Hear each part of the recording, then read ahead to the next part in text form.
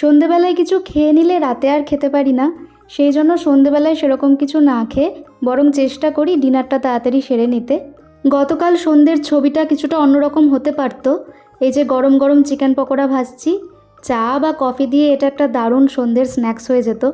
কিন্তু ওই যে তারপর আবার রাতের চিন্তা মাথায় আসলো, এইটুকু পকোড়া দিয়ে তো কিছুই হবে না, পেটও ভরবে না, আবার একটু পরে রান্না করতে হবে।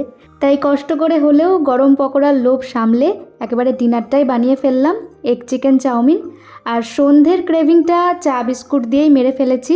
জেনারেলি 3টে প্যাকেট চাও বানালে দুজনের ভালো মতো হয়ে যায়, কিন্তু আজকে আমি 4 প্যাকেট বানিয়ে ফেলেছি আবেগের বশে, ফলে অনেকটাই বেশি হয়ে গেছে। মানে এতটা বেশি হয়ে গেছে যে একজন পেট ভরে খেয়ে নিতে পারবে। তো যতটা পারলাম খেলাম, আর বাকিটা ফ্রিজে রেখে দিয়েছিলাম। ওটাই সকালে গরম করে ব্রেকফাস্টে খেয়ে নিলাম।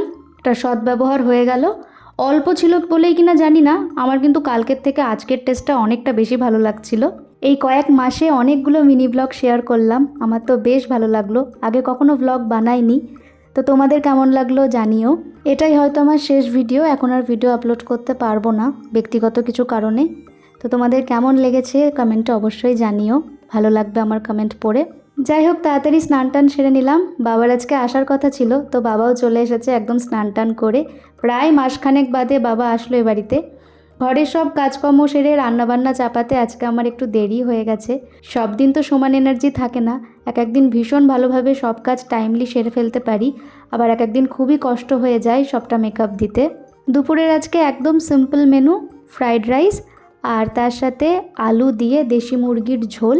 তবে খুব ট্যালট্যালে ঝোল হয়নি, ফ্রাইড রাইসের সাথে খাবো বলে একটু মাখো মাখো ঝোল করেছি। আর শেষ পাতে খাওয়ার জন্য পাঁপড়, চাটনি, দই, মিষ্টি এসব রয়েছে। দেশি মুরগিটা আমার বাবা খেতে খুবই ভালোবাসে, বাবার খুব প্রিয়, কিন্তু এই আমাদের পাল্লায় পড়ে বাবার এটা খাওয়াই হয় না।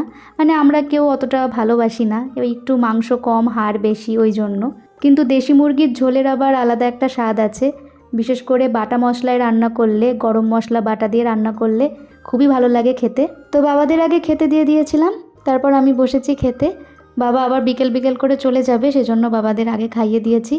তো যাই হোক, খাওয়া দাওয়া মিটিয়ে সব কিছু গুছিয়ে টুছিয়ে বসতে বসতেই টাইম চলে গেল, বাবাও বেরিয়ে গেল। তো চলো বন্ধুরা, আজকের ভিডিওটা এখানেই শেষ করছি। সকলে খুব ভালো থেকো, সুস্থ থেকো, ভালো রেখো।